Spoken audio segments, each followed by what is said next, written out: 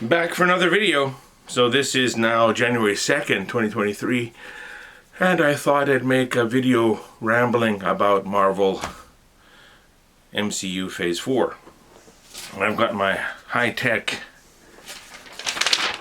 list here. So Phase 4 was big, and part of the reason was they had so much on TV, you know, Disney Plus launching all of these series, and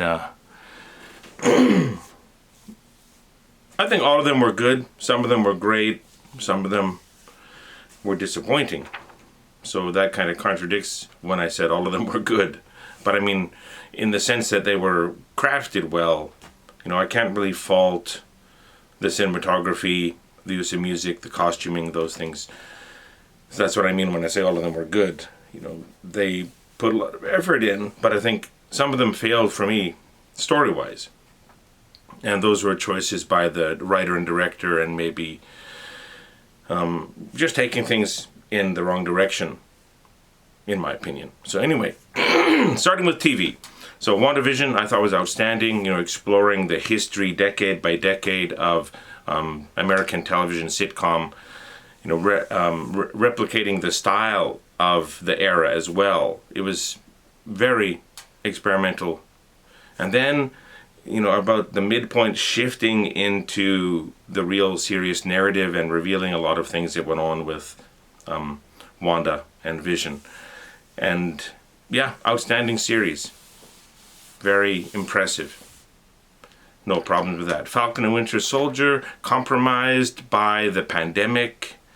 There was a subplot where people returned after the blip, which is when Tony Stark snapped and brought back the people Thanos had made disappear, and all of the half of the life in the universe that Thanos had made disappear.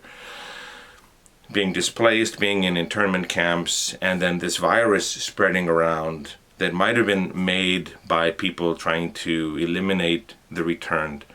That whole virus subplot was cut out. It left the bad guys, this terrorist group, who were augmented by the super soldier serum, without really much of a storyline.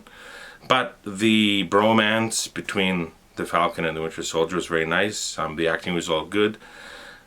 Seeing Sam become the new Captain America and embracing it was interesting. Their take on the Patriot, the replacement Captain America, I thought was very good. So that was a good series.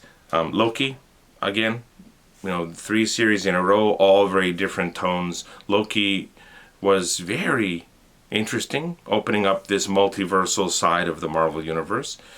Very good series. What If, animated, exploring, again, the multiverse, alternate realities through the Watcher. Good series. So the whole theme of Phase 4 was multiverse and identity. And these other versions of our heroes, these other versions of Earth, and showing us, you know, what could have happened, what might have happened, what did happen in other realities, and also within the normal universe, which is called the Earth 616 universe.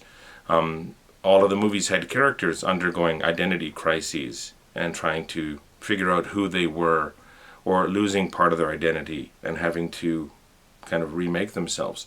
So multiverse and identity was the main theme throughout.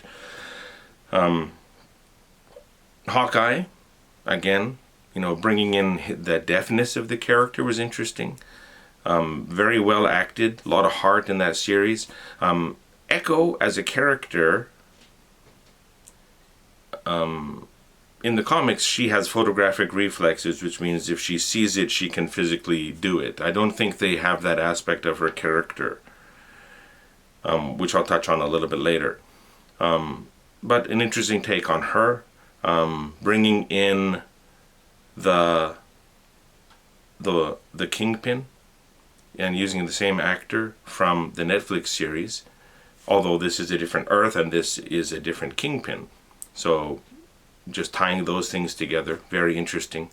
So Hawkeye was a good series. So WandaVision, Falcon, Winter Soldier, Loki, What If, Hawkeye, it's just win, win, win, win, win.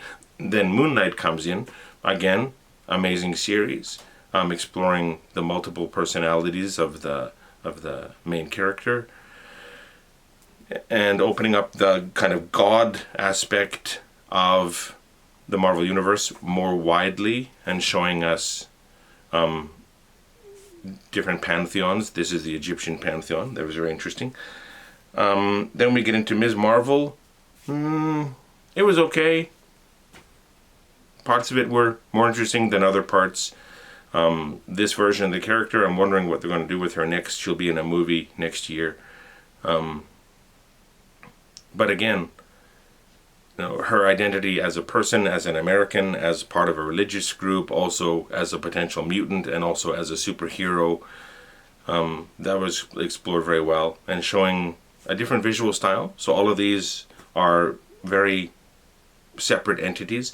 Then the last one, She-Hulk, I thought was the weakest of all the TV shows. It was supposed to be a lawyer courtroom sitcom, and I don't think the comedy hit very well. One episode where she visits the Abomination's kind of I don't know what to call it, like a retreat where people can go and get counseling. That was the only episode that I thought was very funny.